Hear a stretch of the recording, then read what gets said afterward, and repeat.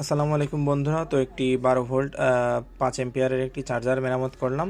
তো দেখতে পাচ্ছেন এটা 12 ভোল্ট 120 এম্পিয়ার লেখা থাকে খোলে যদিও, তবে এটা 120 এম্পিয়ার থাকে না, এটা মাত্র 5 এম্পিয়ার আউটপুট করে।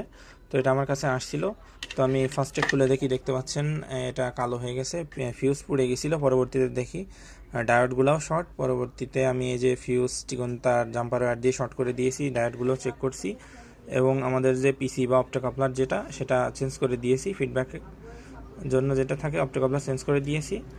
মসপেটটাও আমি 5 এম্পিয়ারের লাগানো ছিল, আমি এটা 7 এম্পিয়ারের একটি মসপেট লাগিয়েছি, অনেক ভালো মানের। তো আশা করি এটা অনেক ভালো টেকসই হবে। তো এটার ফুল ভিডিও আমার ইউটিউব চ্যানেলে রয়েছে, যারা যারা দেখতে চান ইউটিউবে সাবস্ক্রাইব করে রাখতে পারেন। এটার সম্পূর্ণ ভিডিও আমি আপলোড করেছি।